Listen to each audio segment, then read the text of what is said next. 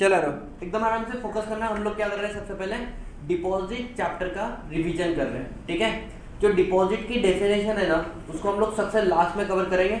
Deposit के सारे provision सबसे पहले कवर कर लेते हैं, ठीक है। डिपॉजिट का बेसिक मतलब क्या है? Deposit means any receipt of money. अगर आपके पास कोई भी पैसा आया होगा, चाहे वो फॉर्म ऑफ लोन आया होगा, चाहे वो फॉर्म ऑफ डिबेंचर आया है, चाहे वो फॉर्म ऑफ एडवांस आया होगा, हर एक चीज़ को हम लोग क्या मानेंगे सर? डिपॉजिट मानेंगे। लेकिन हमने एक लिस्ट निकाली है कि ये कुछ चीज़ें जिनको हम लोग डिपॉजिट नहीं मानेंगे। समझ में आ रहा है? यस और नो? अब सर डिपॉजिट हम लोग किन किन से ले सकते हैं? सर डिपॉजिट हम लोग ले सकते हैं एक तो मेंबर से या फिर पब्लिक से। सर मेंबर से अगर डिपॉजिट लेना है तो you have to comply section number 73, लेकिन अगर पब्लिक से डिपॉजिट लेना है you have to comply section number 73 as well as section number 76। Question आता है कि सर मेंबर से डिपॉजिट कौन ले सकता है? मेंबर से डिपॉजिट एनी कंपनी, चाहे आप प्राइवेट कंपनी हो चाहे आप पब्लिक कंपनी हो। लेकिन पब्लिक से अगर आपको डिपॉजिट लेना है तो you must be eligible company. क्या यहाँ तक सारी बातें क्लियर है? सर अगर मानो मैंने सेक्शन नंबर 73 मेंबर से डिपॉजिट लेने का सेक्शन, ठीक है, या फिर पब्लिक से डिपॉजिट लेना है तो सेक्शन नंबर 73 प्लस 76, अगर हमने इसका किया नॉन कंप्लायंसेस तो हमें पनिशमेंट मिलेगी अंदर सेक्शन 76A। क्या यहाँ तक की सारी बातें क्लियर? एकदम आराम से बोलो यस और नो। तो ये आ गया हमारा बेसिक अंडरस्टैंडिंग। अब हम लोग बात करेंगे सर हम लोग कितना डिपॉजिट किससे ले सकते हैं। तो पहले देख सकते हैं कौन कंपनी किससे डिपॉजिट ले सकती है। सबसे पहले आता है सर क्या एलिजिबल कंपनी पब्लिक से डिपॉजिट ले सकती है? हाँ।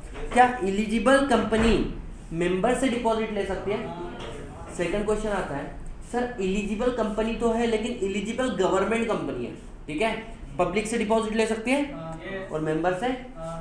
सेकंड क्वेश्चन आता है ये एलिजिबल कंपनी तो ये लोग पब्लिक से डिपॉजिट ले सकते हैं, लेकिन अगर कोई कंपनी एलिजिबल कंपनी नहीं है तो क्या वो पब्लिक से डिपॉजिट ले सकते हैं? वो सिर्फ और सिर्फ किससे ले सकते हैं? मेंबर से। तो अगर कोई इनएलिजिबल पब्लिक कंपनी है, इनएलिजिबल है ना, you can take deposit from member. अगर कोई प्राइवेट कंपनी है you can take deposit from member. और अगर कोई IFSC public company you can take deposit from member, but you are not allowed to take deposit from home. क्या यहाँ तक एकदम आराम से सुनो, अपने को कोई घाई गड़बड़ नहीं है। मेरा उद्देश्य है कि इस लेक्चर के बाद में ऐसा कुछ नहीं होना चाहिए कि सर डिपॉजिट चैप्टर के बारे में हमें नहीं आता है, ठीक है। अब दूसरा क्वेश्चन क्या आता है कि सर चलो हमने देख लिया डिपॉजिट किससे ले सकते हैं। अब हमारे सामने बड़ा क्वेश्चन ये आता है कि सर हम कितना डिपॉजिट किससे ले सकते हैं, है ना। तो पहली बात, अगर आप एलिजिबल कंपनी हो तो आप पब्लिक से कितना ले सकते हो? 25% of paid up share capital free reserve security premium account, ठीक है। मैंने आपको एक बात बोला था, if you remember, paid up share capital plus free reserve plus security premium account, ये तीन ही चीजें क्यों ली? क्योंकि ये तीनों फंड किसका है? Owner of the company, share holder of the company. सुनो, अगर मानो 100 रुपए का शेयर है ना, और उस शेयर को मैंने इशू किया कितने रुपीज में? 1000 रुपीज में। इशू प्राइस कितनी है? 1000 रुपीज। शेयर कितने का है? फेस वैल्यू कितनी है? 100 रुपये। तो 1000 रुपीज में मैंने शेयर को इशू किया, तो इस 1000 रुपीज में से 100 रुपीज कहाँ पे जाएंगे? Paid up share capital. 900 rupees कहाँ पे जाएंगे?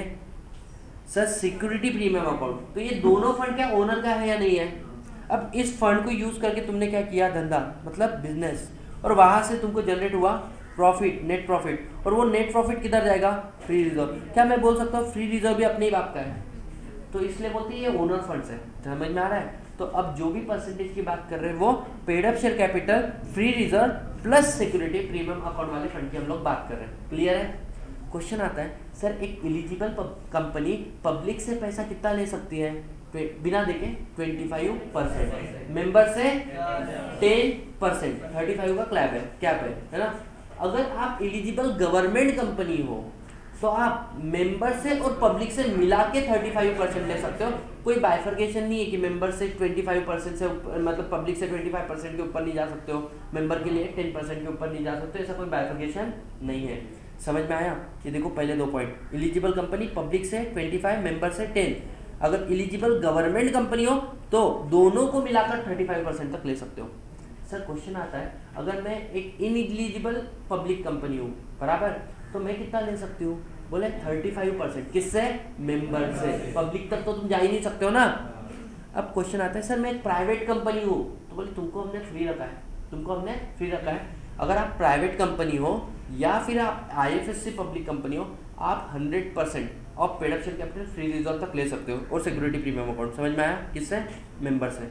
Anyone any single problem till this point? अब दो प्राइवेट कंपनी ऐसी है जिसको हमने बोला कि तुम बियॉन्ड 100%, मतलब अगर तुम्हारा paid up share capital 100 crore है, तुम्हारा फ्री रिजर्व 50 करोड़ है और तुम्हारा सिक्योरिटी प्रीमियम अकाउंट 100 करोड़ है, 100 50 100 कितना हो गया? 250। तो 250 तक तो तुम ले ही सकते हो ना। मैं बोल रहा हूँ तुम बियॉन्ड 250 जा सकते हो। कब? अगर आप प्राइवेट कंपनी हो, दो कैटेगरी में आते हो। कब? अगर मैं स्टार्टअप कंपनी हूँ इनिशियल 10 ईयर में, आई कैन गो बियॉन्ड 100%। समझ में आ रहा है? यस और नो? स्टार्टअप प्राइवेट कंपनी बराबर, जो पहले 10 साल में बियॉन्ड 100% जा सकती है, आपके ऊपर अपर कैप नहीं है। या फिर आप एक ऐसी क्या हो प्राइवेट कंपनी जो इंडिपेंडेंट है, मतलब ना ही वो एसोसिएट है ना ही वो सब्सिडरी है किसी और कंपनी की। सेकंड कंडीशन, आपका बोरोइंग भी कम है, मतलब एक आइडियल रेशियो के अंदर है। क्या? 2 twice of paid up share capital और 50 करोड़, व्हिचएवर इज लेस, उससे कम आपकी एग्जिस्टिंग बोरोइंग है ना। तीसरा, जो बोरिंग है ना आपकी, bank, financial, public financial institution बराबर बॉडी कॉर्पोरेट, इनकी रीपेमेंट में भी आपने कभी डिफॉल्ट नहीं किया है, मतलब आप एकदम सभ्य कंपनी हो। तो क्या आपके ऊपर 100% का लिमिट एप्लीकेबल है? नहीं। तो 100% का लिमिट एप्लीकेबल नहीं है, यू कैन गो बियॉन्ड। समझ में आ रहा है? बियॉन्ड 100% भी। अब इसको एक बार ऊपर ओवरऑल देखो कि एलिजिबल कंपनी आप 25% पब्लिक से ले सकते हो, 10% मेंबर से ले सकते हो। एलिजिबल गवर्नमेंट कंपनी आप पब्लिक मेंबर से आप अपने बेसिस पे डिसाइड करो क्या रेशियो होना चाहिए, आप 35% ले सकते हो। Non eligible public company, ineligible public company आप 35% मेंबर से ले सकते हो।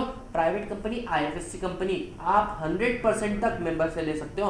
और एक दो प्राइवेट कंपनी ऐसे जो बियॉन्ड 100% जा सकती है। अगर आपकी प्राइवेट कंपनी स्टार्टअप है तो फर्स्ट 10 ईयर में, या फिर आपकी प्राइवेट कंपनी बहुत ही अच्छी है, मतलब सर ना किसी इंडिपेंडेंट है, किसी से एसोसिएट नहीं, किसी सब्सिडरी नहीं, बोरोइंग भी आइडियल रेशियो के अंदर है, twice of paid up share capital 50 crore whichever is less. और तीसरा हमने बोला क्या कि तुम्हारी जो प्राइवेट कंपनी है वो क्या है? नो डिफॉल्ट, मतलब सभ्य है। तो ऐसे वाले केस में यू कैन गो बियॉन्ड 100%। क्या यहाँ तक सारे पॉइंट क्लियर है? अरे हाँ या ना? इसके बाद में सर क्वेश्चन आता है कि टेन्योर ऑफ डिपॉजिट कितना होना चाहिए? डिपॉजिट कम से कम कितना होना चाहिए? Deposit must be time deposit, it should not be demand deposit. Demand मतलब क्या कि भाई साहब मेरे मन में आया, मैंने तुम्हारे सामने डिपॉजिट रिसिप्ट फेंका, बोल रहा मेरे को मेरा पैसा वापस चाहिए, मुंह उठा के आने नहीं देना है किसी को भी। समझ में आ रहा है? It must be time deposit, minimum 6 month, maximum 36 month, मतलब आधे साल से लेके 3 साल तक का क्या डिपॉजिट हो सकता है? हाँ। तो अगर देखो, अगर आपका डिपॉजिट 6 मंथ से लेके कितने तक है? 36 मंथ तक, आपका ये क्राइटेरिया है ना, eligible company can take up to 25% from public, 10% from member. Eligible government company दोनों को मिलाकर, अगर आप ineligible private company 35% from member, अगर आप आईएफएससी कंपनी हो या फिर आप प्राइवेट कंपनी 100%, और special private specified private company can go beyond 100%। अब क्वेश्चन ये आता है कि सर क्या मैं 6 मंथ के पहले का डिपॉजिट ले सकता हूँ? बोले हाँ, शॉर्ट टर्म रिक्वायरमेंट के लिए यू कैन टेक। मतलब सर क्या कि बोले सुनो, अब ये 35% वगैरह सब भूल जाओ, अगर आपको 6 महीने के पहले लेना है तो कम से कम वो डिपॉजिट 3 महीने का तो होना चाहिए। 3 महीने के नीचे अगर चल जाएगा तो मनी मार्केट इंस्ट्रूमेंट कहलाएगा, है ना। तो बोले मिनिमम कितना होना चाहिए? 3 मंथ, और बाद में आपको जितना करना है कर सकते हो आप, लेकिन मिनिमम 3 मंथ का होना चाहिए। सेकंड चीज़ क्या, आप मैक्सिमम डिपॉजिट कितना ले सकते हो? 10% of paid up share capital free reserve and security premium account. समझ में आ रहा है? तो सर 10% तक लेना है तो आप छोटा डिपॉजिट भी ले सकते हो, लेकिन अगर आपको 35% तक मेंबर तक जाना है बराबर, फिर बेटा आप लोगों को 6 मंथ तो मिनिमम होना पड़ेगा। समझ में आया? आगे बढ़ते हैं सर हम लोग। डिपॉजिट लेने का प्रोसीजर क्या है? मेंबर से आपको डिपॉजिट लेना है। सबसे पहले क्या होगा? बोर्ड मीटिंग आएगी, बोर्ड रिजोल्यूशन पास होगा, जनरल मीटिंग को बुलाएंगे। जनरल मीटिंग में कौन सा रिजोल्यूशन पास करेंगे? देखो, मेंबर से डिपॉजिट लेना है तो ऑर्डिनरी, पब्लिक से लेना है तो स्पेशल, लेकिन उसमें एक एक्सेप्शन है जहाँ पे ऑर्डिनरी चलता है। नेक्स्ट पॉइंट क्या होगा? अब आप डिपॉजिट स्कीम बनाओगे। सर डिपॉजिट स्कीम मतलब क्या? कितना अमाउंट आप डिपॉजिट लेना है, कितने टेन्योर के लिए लेना है, क्या सोर्सेस, ये हमने प्रैक्टिकली DPT-1 खोल के तुमको क्लास के अंदर बताया था। आगे बढ़ते हैं। बाद में हम लोग क्या लेंगे सर? Credit rating. किससे? क्रेडिट रेटिंग एजेंसी से। अच्छा, क्रेडिट रेटिंग क्या होता है? इट इज जस्ट ओवरव्यू कि कंपनी में इन्वेस्टमेंट करना सेफ है या नहीं है। मतलब मूवी में जाने के पहले हम लोग बोलते हैं ना कि भाई मूवी की रेटिंग क्या है, अच्छी है या बुरी है, उसके बेस पे वी डिसाइड। सेम इन्वेस्टर के लिए हम लोग क्या लेते हैं? Credit rating from credit rating agency. अब इसके बाद में हम लोग क्या करेंगे? हमारा जो सर्कुलर है, देखो जब भी शेयर आप लोग पब्लिक को ऑफर करते हो तो प्रॉस्पेक्टस इशू करते हो। अगर प्राइवेट प्लेसमेंट कर रहे हो तो प्राइवेट प्लेसमेंट ऑफर कम एप्लीकेशन लेटर मतलब पोकाल इशू करते हो। वैसे ही अगर आप डिपॉजिट के लिए इनवाइट कर रहे हो तो आपको क्या इशू करना पड़ेगा, सर्कुलर इनफॉर्म DPT1। समझ में आ रहा है, यस और नो। अब क्वेश्चन ये आते हैं कि सर हमने सर्कुलर तो इशू कर लिया, अब ये सर्कुलर आप मेंबर को इशू करो ना, उसके पहले आपको किसको फाइल करना है, 30 डेज पहले ROC को, फिर किसको दोगे, मेंबर को। अब मेंबर से आपको पैसा आया बराबर, तो आपने उनको क्या देना है, डिपॉजिट रिसिप्ट बराबर, डिपॉजिट सर्टिफिकेट दोगे कि नहीं दोगे, उसी को बोलते हैं डिपॉजिट रिसिप्ट के बाद में डिपॉजिट सर्टिफिकेट। कितने दिन के अंदर देना है सर, 21 डेज के अंदर। नेक्स्ट पॉइंट आता है कि अब आपने डिपॉजिट सर्टिफिकेट सामने वाले को दिया, क्या आपने एक रजिस्टर मेंटेन करना है डिपॉजिट का, है ना, कहाँ पे, रजिस्टर ऑफिस, उसके अंदर कितने दिन के अंदर एंट्रीज हो जानी चाहिए सर, 7 डेज के अंदर रजिस्टर ऑफ डिपॉजिटर्स के अंदर एंट्री हो जाना चाहिए, ठीक है। अब इसके बाद में अगर आपका डिपॉजिट सिक्योर भी हो सकता है, अनसिक्योर भी हो सकता है। सिक्योर होगा तो चार्ज कितने दिन के अंदर क्रिएट हो जाना चाहिए सर, 30 डेज के अंदर, ठीक है। नेक्स्ट पॉइंट आता है, अब अगले साल डिपॉजिट मैच्योर होने वाला है, अगले साल डिपॉजिट मैच्योर होने वाला है, क्या कुछ पोर्शन ऑफ मनी इस साल से रिजर्व करके रखना पड़ेगा, उससे रिलेटेड प्रोविजन कहाँ पे है, DRRA के अंदर, ठीक है। Deposit repayment reserve account, not a deposit redemption.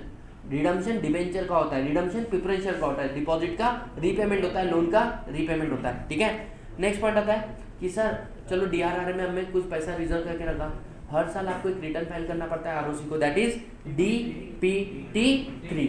समझ में आया। और नेक्स्ट पॉइंट क्या बोलता है सर, नेक्स्ट पॉइंट आपका बोलता है कि सर अब आपका जो डिपॉजिट मैच्योर हो रहा है तो एक तो क्या कर दो, रीपेमेंट कर दो, या फिर क्या कर दो, रिन्यू कर दो। क्या समझ में आया, हाँ या ना। ये तो मोटा मोटी मैं आपको बोल रहा हूँ, लास्ट टाइम बड़बड़ मत करो, है ना। मोटा मोटी हमारी क्या होगी सर, डिपॉजिट की प्रोसीजर होगी, क्लियर है। अब क्वेश्चन ये आता है कि सर इसको डिटेल में समझना है ना, एकदम आराम से फोकस करो। सबसे पहले अगर आपको डिपॉजिट मेंबर को देना है तो which resolution that you are suppose to pass, that is ordinary resolution. Second, आप क्या इशू कर रहे हो, सर्कुलर, किसको, मेंबर को। सेक्शन 73 सबसेक्शन 2 के अंदर कुछ 5 कंडीशन दी है, बोलो हाँ ना। सबसे पहले क्या बोला है, आपने इशू क्या करना है, सर्कुलर मतलब DPT1 फॉर्म, किसको, मेंबर को। वो क्या माना जाएगा, that is invitation to offer. Member आपको एप्लीकेशन देगा, that is offer from him, और हम उसको डिपॉजिट सर्टिफिकेट देंगे, that is acceptance from our side. समझ में आया। सर्कुलर से रिलेटेड 4 बातें याद होनी चाहिए सर। सर्कुलर में क्या डिटेल्स हम लोग डालेंगे कि हमारी कंपनी की फाइनेंशियल पोजीशन क्या है, कितना हम मेंबर से ले सकते हैं, कितना हम पब्लिक से ले सकते हैं, क्या हमने कितना ऑलरेडी लेके रखा हुआ है, कौन कौन हमारे डिपॉजिटर होल्डर है, यस और नो, और क्या हमें क्रेडिट रेटिंग एजेंसी से रेटिंग मिली है, ये इंफॉर्मेशन होगी। सेकंड चीज सर, हम मेंबर को सर्कुलर कैसे देंगे, एक तो register post acknowledgement due, acknowledgement due मतलब उसको पहुंचने के बाद में उसकी साइन भी ली जाएगी, ठीक है। सेकंड चीज स्पीड पोस्ट या फिर इलेक्ट्रॉनिक माध्यम से। Second question sir, newspaper advertisement देना है, 2 न्यूज़पेपर में देना है, इट्स ऑप्शनल, आप मेंबर से ले रहे हो।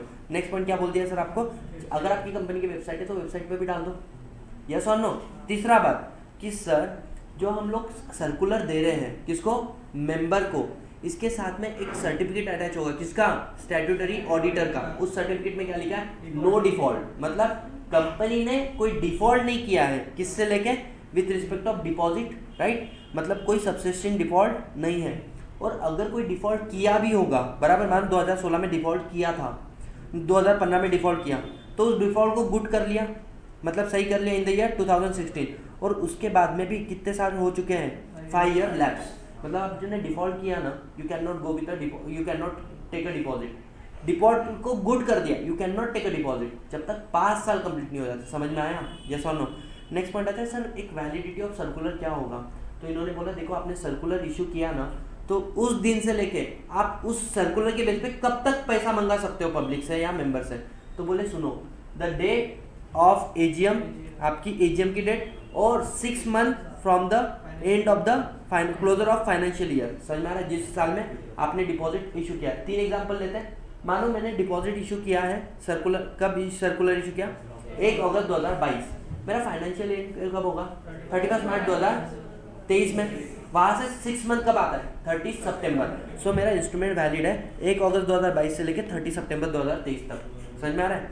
अब मानो 1 अक्टूबर 2022 को मैंने क्या किया, सर्कुलर इशू किया, 30 सितंबर 2023 तक तो वैलिड है, लेकिन मेरा एजीएम उसके पहले हो गया 25 अगस्त 2023 को, तो सर मेरी सर्कुलर की वैलिडिटी क्या है? बोले 1 अक्टूबर चाहिए था यहाँ पे, है ना, यहाँ से 1 अक्टूबर 2022 से लेके 25 अगस्त 2023 तक डेट ऑफ एजीएम। तीसरा 1 मई 2022 को मैंने क्या किया सर? सर्कुलर इशू किया। मेरी डेट ऑफ एजीएम क्या है? 30 सितंबर, तो ये 1 मई 2022 से लेके 30 सितंबर। सर्कुलर समझ में आया वैलिडिटी? अच्छा सुनो, पहला कंडीशन था कि आपने मेंबर को सर्कुलर इशू करना है, ठीक है, ये तो सर्कुलर के अंदर के कुछ रूल्स है जो मैंने आपको बताया। दूसरा कंडीशन क्या है? अब ये जो सर्कुलर आप मेंबर को इशू कर रहे हो, इसको इशू करने के पहले फाइल किसको करना है? आरओसी को। कितने दिन? 30 डेज प्रायर। समझ में आया? तीसरा चीज क्या बोलता है कि सर आपने एक DRRA अकाउंट बनाना है। What do you mean by DRRA account? Deposit repayment reserve account. इसमें क्या बोला है सुनो, नेक्स्ट फाइनेंशियल ईयर में 10 करोड़ का आपका डिपॉजिट मैच्योर हो रहा है, ठीक है, 2023-24 में। तो इस फाइनेंशियल ईयर मतलब 2022-23 आया ना, करंट फाइनेंशियल ईयर के 30 अप्रैल तक आपने 20% अमाउंट क्या करना है सर? डिपॉजिट कर लेना है। सॉर्टेड एकदम आराम से, लॉजिकली क्लियर है। तो सर 10 करोड़ अगर मेरा मैच्योर हो रहा है तो मेरे को कितना 30 अप्रैल 2022 तक जमा करने का है? 2 करोड़। किस अकाउंट में? DRRA। It is not just a book entry, actually you have to transfer. Account open करके आपको ट्रांसफर करना पड़ेगा। समझ में आया लॉजिकली एकदम? यस और नो? सर नेक्स्ट पॉइंट हमारा आता है सर्टिफिकेट ऑफ नो डिफॉल्ट। क्या हमने ऑलरेडी कवर कर लिया है कि सर जब भी आप सर्कुलर इशू करो उसके साथ में एक अटैचमेंट करना पड़ता है, ऑडिटर का certificate that company has not defaulted with respect of payment of deposit and if there is a default that default made good and 5 year is lapse. समझ में आ रहा है? यस और नो? तो सर अभी तक अगर बात करो ना, 3 कंडीशन तो पढ़ ली ना, सर्कुलर मेंबर को दोगे, उसके पहले सर्कुलर आरओसी को दोगे, उसके अलावा DRRA अकाउंट बनाओगे और एक सर्टिफिकेट ऑफ स्टैट्यूटरी ऑडिटर का लगाना पड़ेगा। नेक्स्ट पॉइंट इन्होंने क्या बोला है, आपका जो डिपॉजिट है वो सिक्योर भी हो सकता है, अनसिक्योर भी हो सकता है। अच्छा मेरे को एक बात बताओ, सिक्योर होने की 3 कंडीशन थी क्या? एक तो सुनो, पहली बात तो 100% सिक्योर होना चाहिए, इंक्लूडिंग प्रिंसिपल प्लस इंटरेस्ट। मतलब मानो 100 करोड़ का डिपॉजिट है, 110 करोड़ मेरे को देना है विद इंटरेस्ट, ठीक है। तो क्वेश्चन आता है जो आपकी एसेट उसके अगेंस्ट में सिक्योर किया है उसकी वैल्यू 110 करोड़ उससे बड़ी होनी चाहिए, उससे कम हुआ तो उसको अनसिक्योर मानेंगे, पार्शियली सिक्योर को अनसिक्योर। अगर आपका डिपॉजिट अनसिक्योर है तो क्या इस बात का ढिंडोरा पीटना पड़ेगा? बोले हाँ, आपको everywhere you have to mention specifically in the circular the deposit is unsecure. समझ में आ रहा है? और सर सिक्योर किस पे करें, टेंजिबल एसेट या इंटेंजिबल एसेट? तो बोले sir only tangible not intangible. चौथा बात क्या बोला है सर कि अब सुनो 5 के 5 कंडीशन बताओ। पहले क्या था, सर्कुलर इशू करोगे मेंबर को, अरे मेंबर के पास क्यों जा रहे हो, पहले किधर जाओ, आरओसी के पास। आरओसी के पास गए, आपको एक अकाउंट बनाने को बोला है DRRA, अगले साल मैच्योर होने वाला पैसे का 20% DRRA अकाउंट में डाल दो, बराबर। नेक्स्ट पॉइंट इन्होंने क्या बोला है कि सर आपको क्या करने का है, आपका ऑडिटर सर्टिफिकेट अटैच करने का है, और इसके अलावा अगर डिवेंचर्स डिपॉजिट सिक्योर है तो फिर आप क्या करो, 100% सिक्योर रखो, टेंजिबल एसेट पे रखो, अनसिक्योर है तो स्पेसिफिकली सर्कुलर में मेंशन करो। क्या ये सारे 5 पॉइंट क्लियर हो गए, है या ना? अब आगे बढ़ते, ये एक पॉइंट है, इसको मैं लास्ट में कवर करता हूँ। आगे बढ़ते हम लोग क्वेश्चन सेक्शन नंबर 73 सबसेक्शन 1 क्या बोलता है। सेक्शन नंबर 73 सबसेक्शन 1 बोलता है कि आप लोग पब्लिक से डिपॉजिट नहीं ले सकते हो जब तक आप किसको कंप्लाई नहीं करोगे, सेक्शन नंबर 76 को कंप्लाई नहीं करोगे। फिर यही सेक्शन बोलता है कि ये डिपॉजिट का जो चैप्टर है ये एप्लीकेबल नहीं है किसके ऊपर, सर बैंकिंग कंपनी के ऊपर, sir non banking financial company के ऊपर, हाउसिंग फाइनेंशियल कंपनी के ऊपर। सेक्शन नंबर 73 सबसेक्शन 2 क्या बोलता है कि देयर आर 5 कंडीशन। पहली बात क्या है, सर्कुलर इशू किसको करोगे, मेंबर को। सर्कुलर मेंबर को इशू करोगे उसके पहले सर्कुलर फाइल किसके साथ में करोगे, आरओसी के। आपको एक अकाउंट बनाने को बोला DRRA, उसके बाद में आपको बोला स्टैट्यूटरी ऑडिटर से क्या चाहिए, नो डिफॉल्ट सर्टिफिकेशन चाहिए, ठीक है। उसके बाद में नेक्स्ट आपको क्या बोला है, चाहे तो इसको सिक्योर रखो चाहे तो उसको अनसिक्योर रखो। अनसिक्योर होगा तो आपको स्पेसिफिकली कहाँ पे बताना पड़ेगा, सर्कुलर में बताना पड़ेगा। समझ में आया? अब सेक्शन नंबर 73 सबसेक्शन 3 क्या बोलता है कि आपने डिपॉजिट तो एक्सेप्ट किया, बड़ा मजा आया, इसको रीपेमेंट कैसे करोगे, जो टर्म्स पे आपने इशू किया था उसी टर्म्स पे रीपेमेंट करना, रिन्यू करना। आगे क्या बोला कि कंपनी ने अगर डिपॉजिट क्या नहीं किया, रीपे नहीं किया, तो कोई भी डिपॉजिटर एप्लीकेशन कर सकता है किसको, ट्राइब्यूनल को, और ट्राइब्यूनल ऑर्डर देगा कि चल इस डिपॉजिटर को इसका पैसा वापस दे और प्लस इसको जो डैमेजेस लॉस हो जाए उसका भी पैसा रिफंड कर। समझ में आया है ना। उसके बाद में सर ये क्वेश्चन आता है कि जो DRRA का अकाउंट में पैसा डाला 20%, वो सिर्फ एक ही पर्पस के लिए यूज कर सकते हो, that is repayment of deposit. इसलिए देखो यहाँ पे लिख दिया था कि DRRA अकाउंट में जो 20% जा रहा है on and before 30th April of the current financial year, बराबर, सेक्शन 73(5) इससे related shall not be use for any other purpose rather than repayment of deposit. Here we are done with section number 73। लेकिन क्या सिर्फ यही चीजें हैं, क्या इसके अलावा भी काफ़ी चीज़ें आपको देखना पड़ेगा जब आप अपने मेंबर को डिपॉजिट दे रहे हो। There are lots of thing which is given in rules. One by one हम लोग कवर कर रहे हैं। सबसे पहला, आपका जो डिपॉजिट है वो टाइम डिपॉजिट होना चाहिए या डिमांड डिपॉजिट होना चाहिए? तो time deposit already cover 6 month minimum होना चाहिए, मैक्सिमम 36 मंथ। लेकिन अगर आपको शॉर्ट टर्म रिक्वायरमेंट के लिए चाहिए तो maximum up to 10% of paid up share capital free reserve security premium account आप ले सकते हो, but shall not be lesser than 3 month. समझ में आ रहा है? नेक्स्ट पॉइंट आता है, आपको डिसीजन लेना पड़ेगा ना मेंबर से लेके कि किस आपको डिपॉजिट स्कीम में बताना पड़ेगा कि आप कितना क्वांटम डिपॉजिट लेना चाहते हो। तो बोले देखो, इलिजिबल कंपनी मेंबर से कितना ले सकते हैं, 10%, eligible government company up to 35%, ineligible public company maximum 35%, अगर प्राइवेट कंपनी IFSC कंपनी है तो, या फिर स्पेसिफाइड प्राइवेट कंपनी है तो बियॉन्ड। अब अपॉइंटमेंट ऑफ ट्रस्टी करेंगे जिसको हमने क्लास में कवर किया, ठीक है। अपॉइंटमेंट ऑफ ट्रस्टी अगर आप कब होगा, चलो बता ही देते हैं। अपॉइंटमेंट ऑफ ट्रस्टी कब होगा, अगर आपका डिबेंचर सिक्योर है, ठीक है। अपॉइंटमेंट ऑफ ट्रस्टी करने के लिए you have to pass board resolution, and second thing you have to obtain the return consent of the trustee.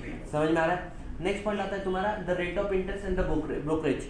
अब सुनो, आप रेट ऑफ इंटरेस्ट दे सकते हो डिपॉजिट पे, हाँ, कितना दे सकते हो, बोले उतना जितना NBFC को परमिटेड है, उससे ज्यादा नहीं, उसके नीचे आप अपना डिसाइड करो।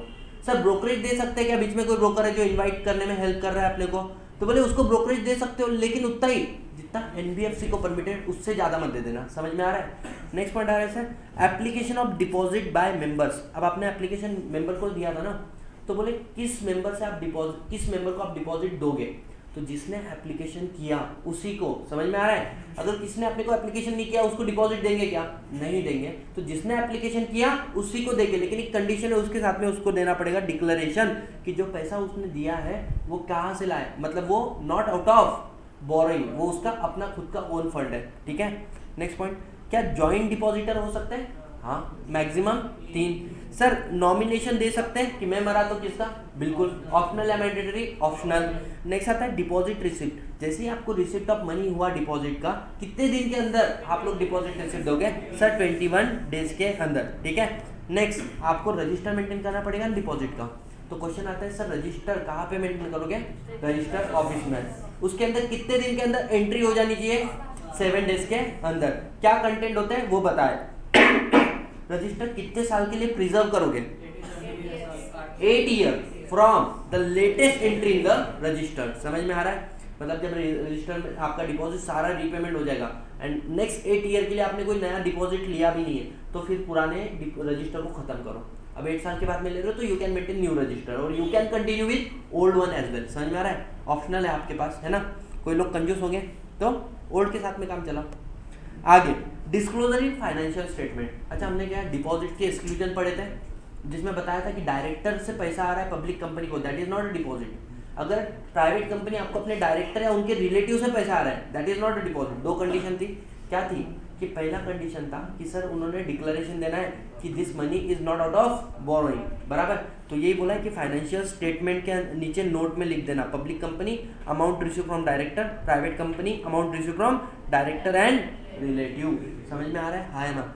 नेक्स्ट पॉइंट आता है sir filing of return with, हर साल आपको एक फॉर्म फाइल करना पड़ेगा, कौन सा, DPT 3 टिल व्हाट टाइम, 30 जून, जो ड्यूली ऑडिटेड होना चाहिए, ऑडिटेड होना चाहिए, ठीक है। उसके बेसिस पे है, कौन फाइल कर रहा है, कंपनी, ROC को, क्या कि हमारी कंपनी में कितना डिपॉजिट है और ऐसी कौन सी अमाउंट है जो डिपॉजिट के डेफिनेशन से एक्सक्लूड है, ये दोनों भी बताना पड़ता है, ठीक है। No right. अच्छा सुनो, एक बार डिपॉजिट ट्रस्ट डेट बन गया है या टर्म्स एंड कंडीशन पे आपने डिपॉजिट इशू कर दिया, क्या आप डिपॉजिट के टर्म्स एंड कंडीशन को चेंज कर सकते हो, हाँ। अगर वो डिपॉजिटर के फेवर में होगा तो, और ना अगर वो उसके अगेंस्ट में। रेट ऑफ इंटरेस्ट 7% है, आप 9% करो चलेगा, 7% से आप 6% कर रहे हो नहीं चलेगा।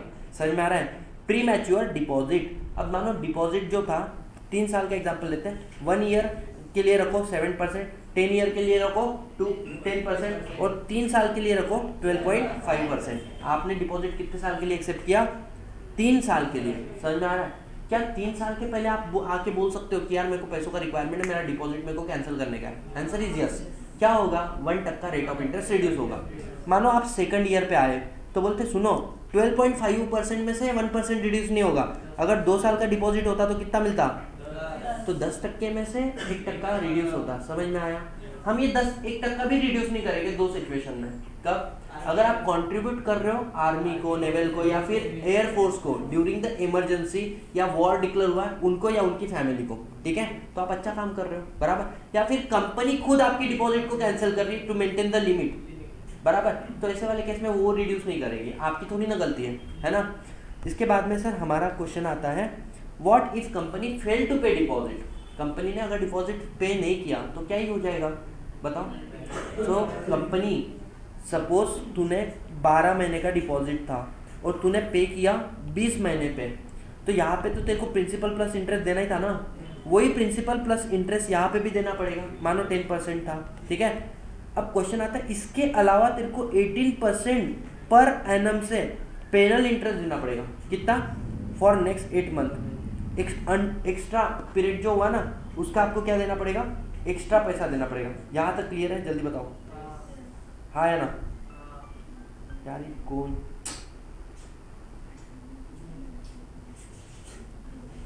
अब सेकंड पॉइंट, यहाँ पे हमारा डिपॉजिट फॉर्म क्या हो गया? मेंबर कंप्लीट हो गया। सुनो एक लुक डालो और देखो आपको सारा लर्न हुआ क्या? रिजोल्यूशन कौन सा चाहिए? Superfast, ordinary. सर्कुलर जो होता है मेंबर को दो, उसके पहले आरओसी को दो। उसके बाद में हमने क्या देखा सर? डीआरआर अकाउंट में 20% मैच्योरिटी नेक्स्ट फाइनेंशियल ईयर, अभी से 30 अप्रैल के पहले डिपॉजिट करो, ठीक है। उसके बाद में certification of no default with respect to deposit if there is a default 5 year is lapse. आगे क्या पड़ा सर? सिक्योर भी हो सकता है, अनसिक्योर होगा तो बताना पड़ेगा, ढिंडोरा पीटना पड़ेगा। उसके बाद में हमने क्या बोला कि सर सबसेक्शन 3 बोलता है, सेक्शन 73 का सबसेक्शन 3 कि रीपेमेंट टर्म्स एंड कंडीशन के हिसाब से करो, नहीं करोगे तो वो व्यक्ति जाएगा एनसीएलटी के पास, एनसीएलटी ऑर्डर देगा, फिर करना पड़ेगा, बराबर। एनसीएलटी का एडिशनल ऑर्डर दे सकता है, प्रिंसिपल इंटरेस्ट तो देना ही प्लस डैमेजेस भी देना पड़ेगा। और डीआरआर अकाउंट में जो पैसा पड़ा हुआ है वो सिर्फ रीपेमेंट के लिए यूज करो, बाकी किसी के लिए मत करो। अच्छा, टाइम डिपॉजिट या demand time deposit 6 month, 36 month या 3 मंथ का भी अलाउ है। अच्छा, प्री मैच्योर है ना 6 मंथ के पहले नहीं होता, प्री मैच्योर 6 मंथ के पहले नहीं होता। नेक्स्ट पॉइंट आता है सर डिसीजन हमें लेना पड़ेगा, कितना किससे एक्सेप्ट कर सकते हैं, अपॉइंटमेंट ऑफ ट्रस्टी हमें करना पड़ेगा। नेक्स्ट पॉइंट हमने क्या बोला सर? रेट ऑफ इंटरेस्ट और ब्रोकरेज उससे ज्यादा नहीं होना चाहिए जितना एनबीएफसी को परमिटेड है। फिर एप्लीकेशन सिर्फ उस व्यक्ति का उसको डिपॉजिट रिसिप्ट देंगे जिससे एप्लीकेशन आया है, प्लस उसमें डिक्लेरेशन होना चाहिए जो पैसा उसने डिपॉजिट के लिए दिया है that is not out of form borrowing. Next point sir joint depositor हो सकते हैं maximum 3। Sir nomination optional, deposit receipt 21 दिन में हम लोग देंगे। सर रजिस्टर 7 दिन के अंदर एंट्री होगा, रजिस्टर ऑफिस में मेंटेन होगा, अगले 8 साल तक लेटेस्ट एंट्री तक मेंटेन होगा, बराबर। उसके बाद में sir disclosure financial statement, director उनके रिलेटिव से पैसा आया तो वो बताना पड़ता है। सर डीपीटी 3 हर साल फाइल करना पड़ता है और आप अल्टर नहीं कर सकते डिपॉजिट टर्म्स एंड कंडीशन को या ट्रस्ट डीड को जब तक वो फेवर में नहीं होगा मेंबर के। आगे बात आता है सर प्रीमैच्योर डिपॉजिट हो सकता है, हाँ 1% रेट ऑफ इंटरेस्ट में कम कर लो for the period that company would have been paid if the deposit accepted for that particular period. समझ में आ रहा है? नेक्स्ट पॉइंट आता है सर क्या कंपनी फेल हो गई तो क्या होगा? तो ओवर ड्यू पीरियड के लिए penal rate of interest plus हम लोग एनसीएलटी के पास जाएंगे ऑर्डर दिलवाएंगे और सेक्शन 76 से भी आ जाता है। अच्छा, अब हम लोग बात कर रहे हैं acceptance of deposit from public. क्या प्रोसीजर सेम है?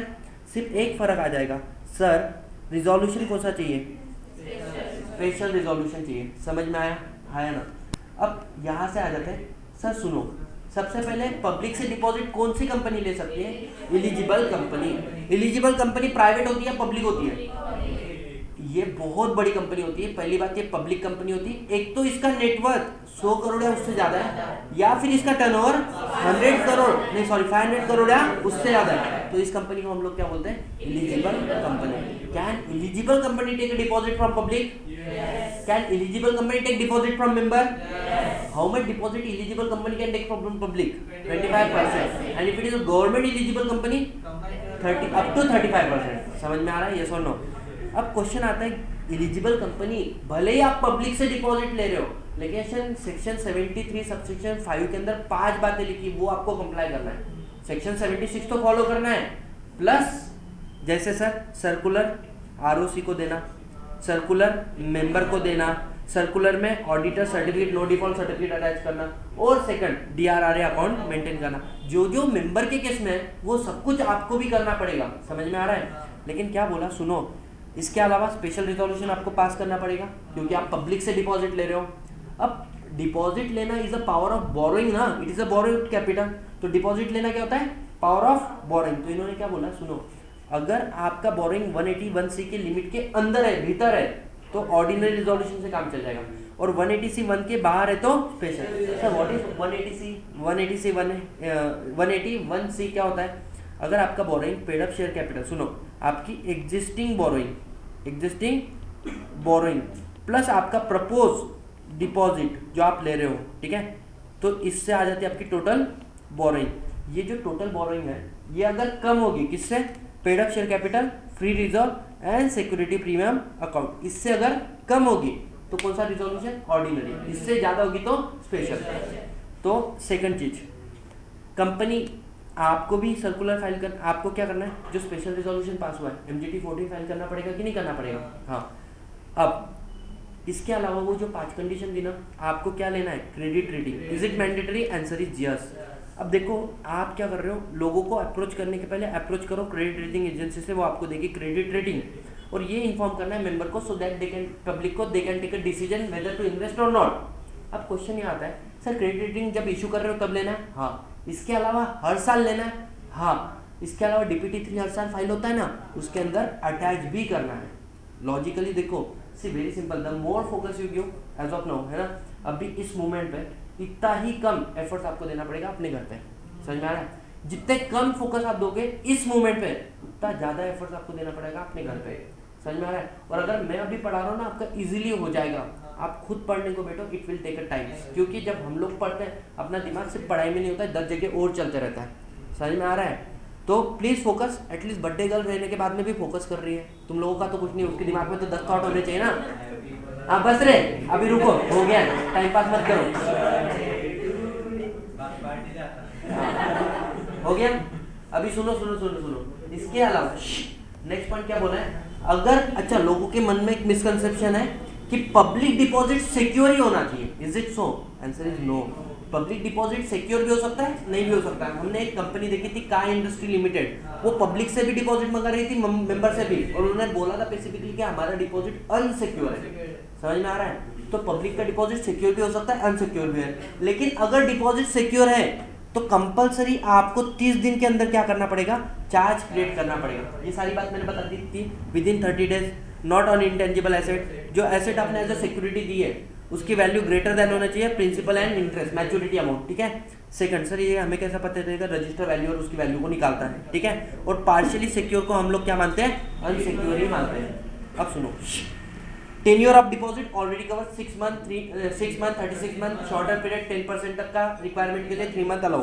Appointment of trustee, last part. Next point आता है मैक्सिमम अमाउंट ऑफ डिपॉजिट। बताओ, government company, eligible government company up to 35%, no eligible company up to 25%। Sir issue of circular, सुनो, वहां पे circular member को दिया था, याद करो, speed post acknowledgement due, register post, electronic mode. यहाँ पे क्या बोला है? यहाँ पे circular in the form of, मतलब सर मेंबर को नहीं देना है, एडवर्टाइज करना है 2 न्यूज़पेपर, एक होता है इंग्लिश, एक होता है vernacular language in which the register office of the company situated. दूसरा, आपको वेबसाइट ऑफ द कंपनी पर पब्लिश करना है अगर होगी तो। सेकंड, आरओसी को फाइलिंग करना है, नॉर्मल है, बराबर। Validity of circular already covered, 6 month और AGM. Maintenance of DRRA account. अब सुनो, यहाँ पे एक नई बात बताई थी, जितना भी अगले साल मैच्योर हो रहा है उसका 20% इस साल डिपॉजिट में डीआरआरए अकाउंट में डालना है। प्लस इस साल जो मैच्योर हो रहा है करंट ईयर, मानो इस साल मैच्योर हो रहा है हमारा कितना 50 करोड़ है ना, तो 50 करोड़ का कितना आता है 20%, 10 करोड़। ये आपका बैलेंस डीआरआर अकाउंट में इस साल भी होना चाहिए, मतलब इतना भी पूरा का पूरा डीआरआर अकाउंट खाली मत कर लेना। नेक्स्ट पॉइंट क्या बोलता है, rate of interest already cover, application by members आ सकता है प्लस डिक्लेरेशन लेना पड़ेगा, जॉइंट होल्डर अलो है मैक्सिमम 3, नॉमिनेशन ऑप्शनल है, ऑलरेडी कवर्ड है। Deposit receipt 21 days, register of deposit 7 days, 8 years, register office content, इतना याद रखो है ना।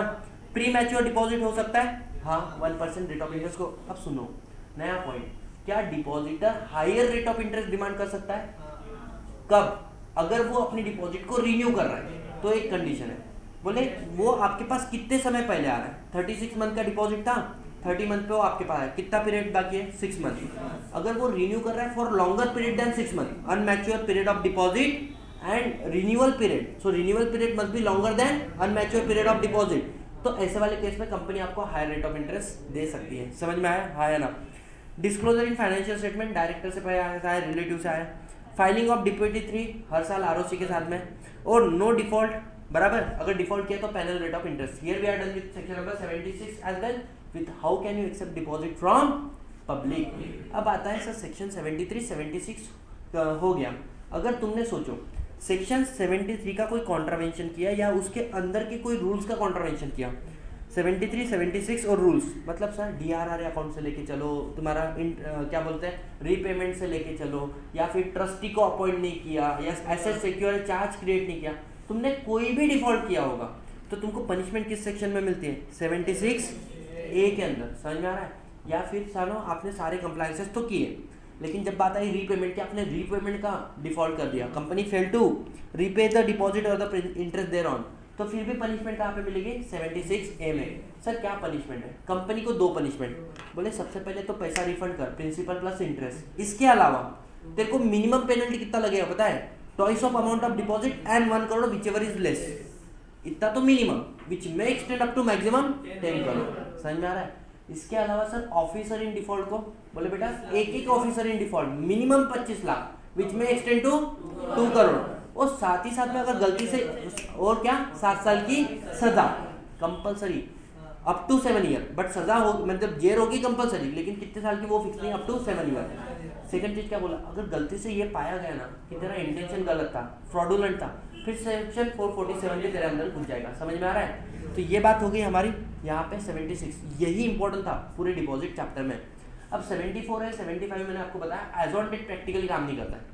कंपनीज एक्ट 1956 में कोई डिपॉजिट आपने लिया था और 2013 आ गया, अभी तक वो डिपॉजिट रीपेमेंट हुआ है क्या? नहीं। वो कब रीपेमेंट होना है? 2023 में।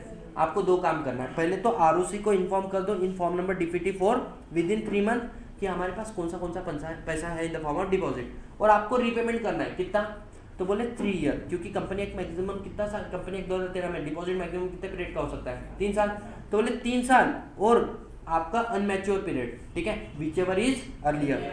तो आपका अनमैच्योर पीरियड 5 ईयर था तो 3 ईयर में रिफंड कर दो। आपका अनमैच्योर पीरियड 1 साल का ही रहा हुआ है तो बोले 1 ईयर नॉट अ 3 ईयर। समझ में आ रहा है? नेक्स्ट पॉइंट आता है कि सर अगर हमने डिपॉजिट रीपेमेंट नहीं किया जो समय बोला, क्या आप इस पेमेंट, अच्छा ये सुनो ये सबसे बड़ा ब्लंडर था। क्या इन्होंने क्या बोला, एनसीएलटी को अप्लाई कर सकते हो, पीरियड को बढ़ा सकते हो ना।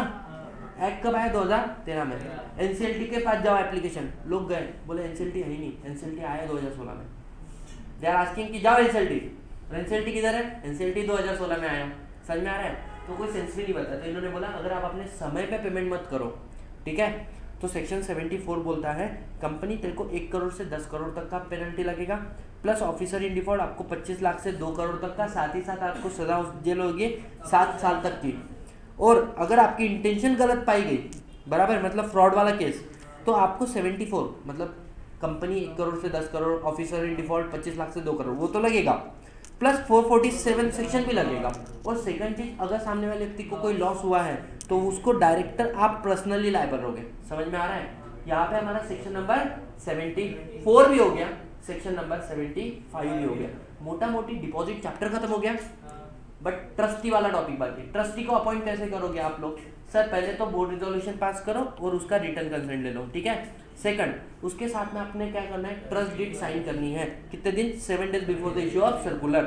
कौन ट्रस्टी नहीं बन सकता है, पहली बात सुनो, हमारी company, holding company, subsidy company, associate company, इनके डायरेक्टर, इनके केएमपी, इनके ऑफिसर, इनके एम्प्लॉय, ये लोग इंडिपेंडेंट नहीं, इनको हम लोग ट्रस्टी बना नहीं सकते। सेकंड पॉइंट क्या बोल दिया, इंडेप्टेड। अगर कोई व्यक्ति मेरी कंपनी, मेरी होल्डिंग कंपनी, मेरी सब्सिडी कंपनी, मेरी एसोसिएट या मेरी को सब्सिडी, मतलब सर सिस्टर सब्सिडरी है, मेरे होल्डिंग कंपनी की कोई और सब्सिडरी है, अगर वो व्यक्ति उससे क्या इंडेप्टेड है, पैसा लेके बैठा है, उसको भी हम लोग ट्रस्टी नहीं बना सकते। या उसका मटेरियल पेक्यूनरी रिलेशनशिप है किसके साथ में, कंपनी के साथ में, उसको भी नहीं बना सकते। सेकंड चीज, अगर वो गारंटर स्टैंड कर रहा है हमारे डिपॉजिट के लिए, तो उसको ही कैसे क्या हम लोग ट्रस्टी बना दें। और लास्ट पॉइंट, अगर वो रिलेटिव भी होगा किसका, डायरेक्टर, केएमपी, ऑफिसर, एम्प्लॉय का, तो भी हम लोग उसको ट्रस्टी बना नहीं सकते। समझ में आया। सर क्वेश्चन ये आता है कि क्या ट्रस्टी को रिमूव कर सकते हो, हाँ, by passing unanimous board resolution. All director present in meeting must give vote in favour, all director. ऐसा नहीं कि 8 लोगों ने वोट दिया, सबने फेवर में दिया, 2 साइलेंट बैठे हुए हैं, जितने भी प्रेजेंट है सब फेवर में। लेकिन क्वेश्चन आता है कि सर मेरे कंपनी में इंडिपेंडेंट डायरेक्टर, तो बोले एटलीस्ट एक इंडिपेंडेंट डायरेक्टर प्रेजेंट होना चाहिए। ये हो गया पूरा का पूरा डिपॉजिट। अब डिपॉजिट की डेफिनेशन मेरे से ज़्यादा आप लोग बताओगे, समझ में आ रहा है। डिपॉजिट की डेफिनेशन हम लोग लिख के कर लेंगे, सिर्फ 10 मिनट लगेगा, पूरा डिपॉजिट का डेफिनेशन लर्न हो जाएगा, ठीक है। सबसे पहला क्वेश्चन, डिपॉजिट के डेफिनेशन में क्या क्या नहीं आता है। पहला पॉइंट, अथॉरिटी। अब देखो पहला पॉइंट, अगर आपको कोई पैसा सेंट्रल गवर्नमेंट से आ रहा है, स्टेट गवर्नमेंट से आ रहा है, लोकल अथॉरिटी से आ रहा है, या फिर स्टैट्यूटरी अथॉरिटी जो स्पेशल एक्ट ऑफ पार्लियामेंट से बनी है, उनसे कोई पैसा आ रहा है, क्या उसको डिपॉजिट बोलोगे, नहीं। सेकंड, अगर आपको पैसा XYZ पर्सन से आ रहा है, जिसकी गारंटी किसने दी है, एक तो सेंट्रल गवर्नमेंट ने या स्टेट गवर्नमेंट, उसको भी डिपॉजिट नहीं। लॉजिक सारे क्लास में क्लियर है, ठीक है। तीसरा पॉइंट, अगर आपको पैसा कहाँ से आ रहा है, फॉरेन सोर्स से आ रहा है। फॉरेन सोर्स मतलब सर फॉरेन गवर्नमेंट से आ रहा है, फॉरेन बैंक से आ रहा है, फॉरेन पब्लिक फाइनेंशियल इंस्टीट्यूशन से आ रहा है, पर्सन रेसिडिंग आउटसाइड इंडिया से आ रहा है, फॉरेन सिटीजन से आ रहा है, बराबर। तो ऐसे केस में अगर वो पैसा किसको कंप्लाई करके आ रहा है, फेमा को कंप्लाई करके आ रहा है, तो उसको डिपॉजिट नहीं बोलेंगे। चौथा पॉइंट, सर अगर आपको कोई बैंक से पैसा आ रहा है, SBI से पैसा आ रहा है, ठीक है, या उसकी सब्सिडरी से आ रहा है, या कोई ऐसी बैंक फाइनेंशियल इंस्टीट्यूशन जिसको गवर्नमेंट ने नोटिफाई किया, ऐसे जगह से पैसा आ रहा है, क्या उसको डिपॉजिट बोलेंगे, answer is no.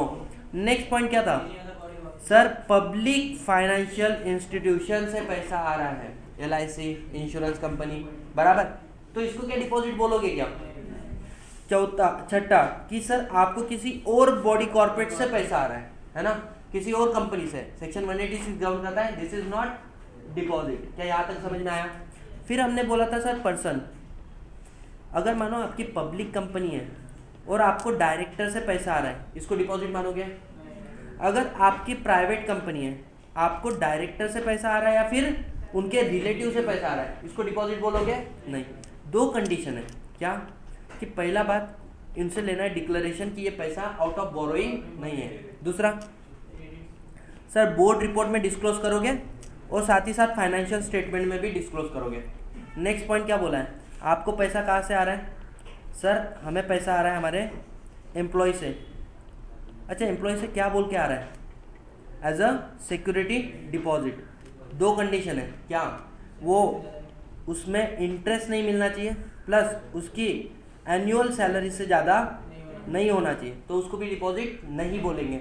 Next point क्या बोला है, नेक्स्ट पॉइंट क्या बोला है, सर आपको पैसा आ रहा है किससे, प्रमोटर से, in the form of unsecure loan. वो क्यों आ रहा है, क्योंकि लेंडिंग इंस्टीट्यूशन ने, बैंक ने कंडीशन रखी थी, समझ में आ रहा है। तो जब तक आप बैंकर रिपेमेंट नहीं कर देते हो, तब तक उसको भी डिपॉजिट नहीं मानोगे, ठीक है। 1 मिनट है, मेरा माइक ये कर चेंज करना पड़ेगा,